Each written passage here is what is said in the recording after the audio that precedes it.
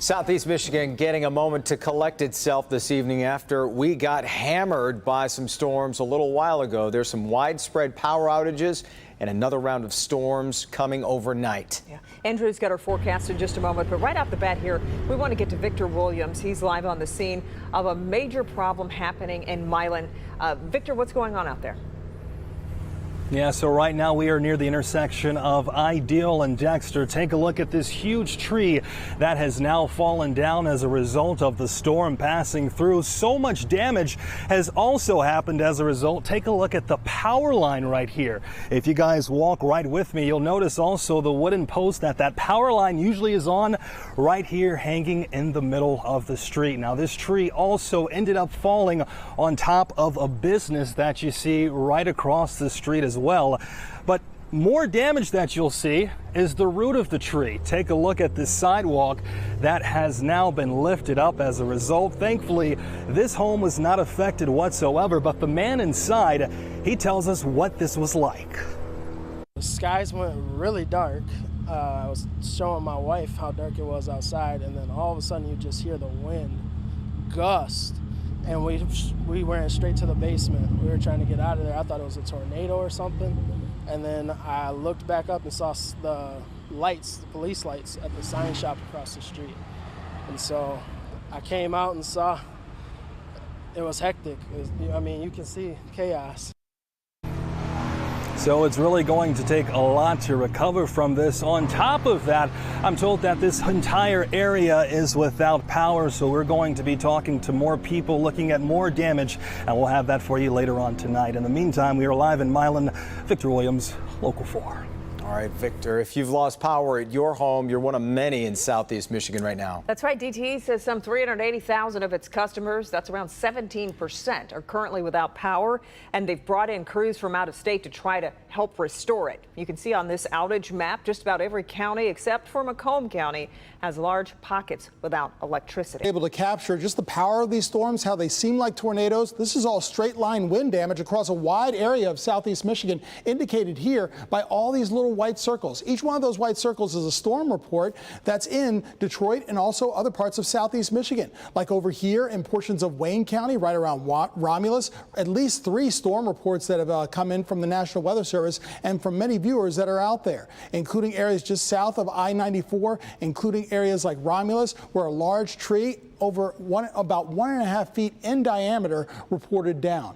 Absolutely astounding, and that damage not uncommon. And Victor was showing you those down power lines. Remember, if there are down power lines in your neighborhood, make sure you give them a wide berth.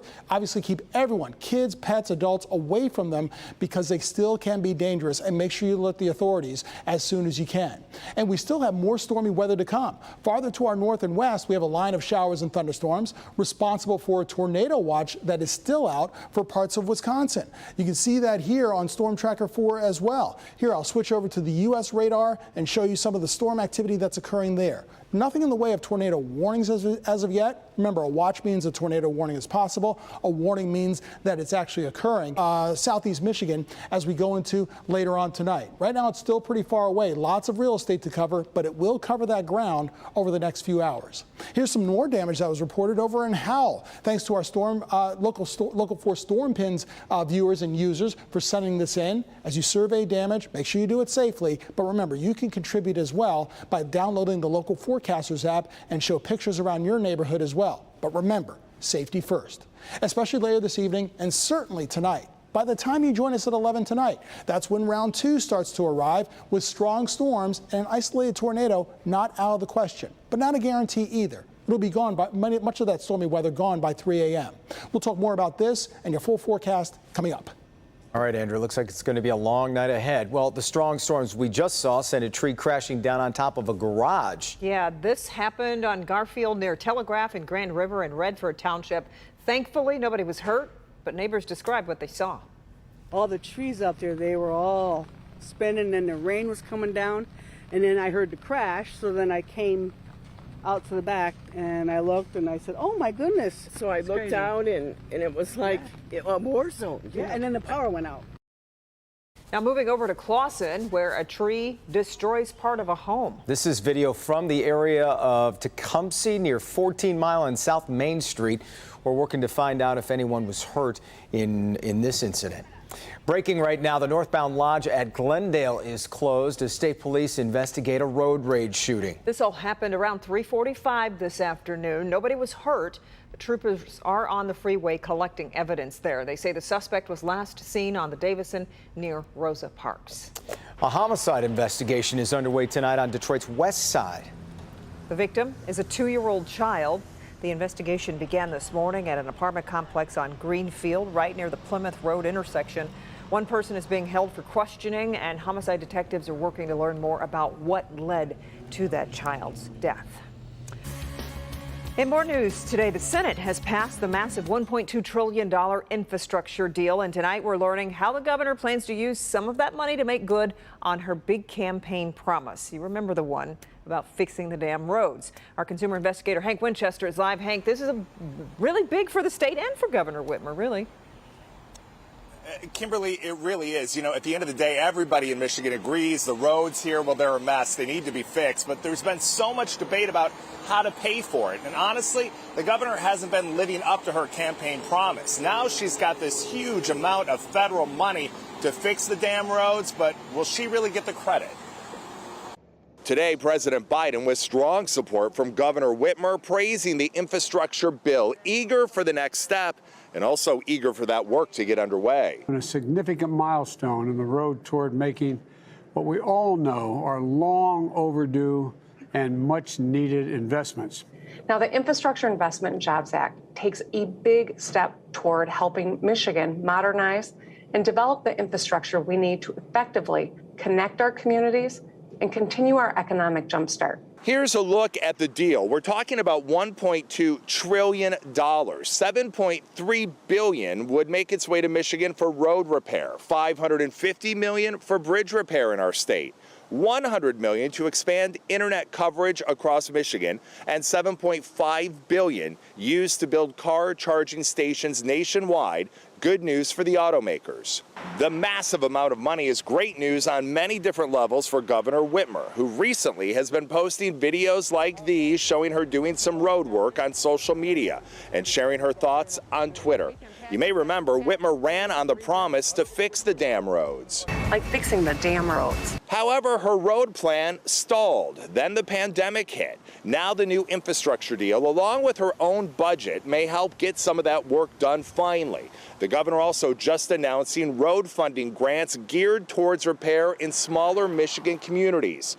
In fact, she just released this statement. Today's transportation grants will help us fix the damn roads in villages and small cities across Michigan as we continue our economic jumpstart and put people back to work. With these dollars, communities can get started on fixing their roads to meet their most critical infrastructure needs at the local level right now. Back here live, some are going to argue this federal money has nothing to do with the governor and her own plan to fix the damn roads here in Michigan, although we expect to hear exactly what her plan is and her state investment when she reveals her budget soon. We're live here tonight in Royal Oak. Hank Winchester, help me, Hank. Yeah, okay. Hank, thanks.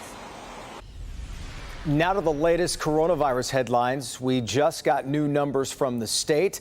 Today's update is a 2-day total of 2,786 new cases. That averages out to about 1,393 cases per day. 24 more people have died. Meantime, Detroit health officials making a recommendation to slow the spread of the Delta variant.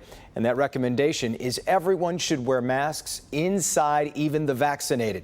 We've just learned the FDA is expected to authorize a third vaccine dose for people with compromised immune systems. And the CDC has made it official. It's recommending pregnant women get the coronavirus vaccine.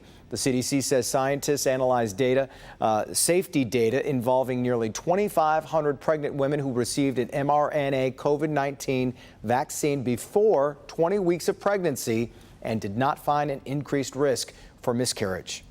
With students heading back to school in just a few weeks, the question of whether masks will be required, that really depends on the district.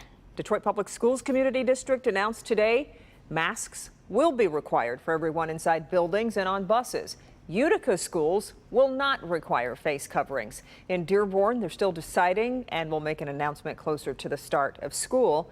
Rochester Community Schools says masks are optional, but that policy is subject to change. And that's just a few of the largest districts. The variety of policies across districts is just one reason some teachers are feeling uncertain about returning to school. Paula Tutman has their perspective. We call him the tuxedo teacher because he always wears a tuxedo the first day of school. With the COVID pounds I've put on, I don't know if I'll be able to fit into that quite as easily. But Farmington Hills math teacher Stephen Kopanen has something else up his sleeve for his students. That said, he can't wait to see his students' faces. Though his district at this point is leaning towards optional masking. I'm going to be wearing a mask no matter what, because, I figure when I'm going into the school building, I'm making decisions for lots of people, not just myself. If the safest thing to make everyone feel comfortable is for everyone to wear a mask, that would be my preference. Like many other teachers we've met and talked to this week, there is some concern about the variant. But for instance, Tiffany Heikela, who teaches in the Romeo School District, is not that big on masks, and they will not be required in her district. I think we're not scared and we want to live, and we just want to, be cautious, but I think they just want to be kids. They want to see expressions on people's faces. Paula Herbart is the president of Michigan's largest teachers union, the MEA. We are feeling anxious, right? We want to be back in classrooms with students, but communities have to do their part too. Well, Leah Dawson teaches for Detroit Public Schools Community District, and communities have to do their part too. Well, Leah Dawson teaches for Detroit Public Schools Community District, and she does have real COVID concerns about the Delta variant, even though her district has some of the most stringent protocols. It doesn't change that excitement, and I'm so excited. I'm even excited to take my granddaughters to get their school clothes, which has been a disaster all the time. But I'm excited about that. But in my excitement, that's what brings on the fear, because I know when I see my students and they see me, they're so protective of me. We're gonna want to hug each other. And so to have to keep away from them, that's going to be hard. That's going to be very, very hard. So I just pray that we can make this thing work. By the way, some of those protocols for DPSCD is masks inside for everyone despite vaccine status, as well as weekly COVID testing. Paula Tutman, Local 4. Really good points there, Paula. Thank you. Well, we'll be back with a reason one local credit union is telling people not to wear masks when they walk through the door.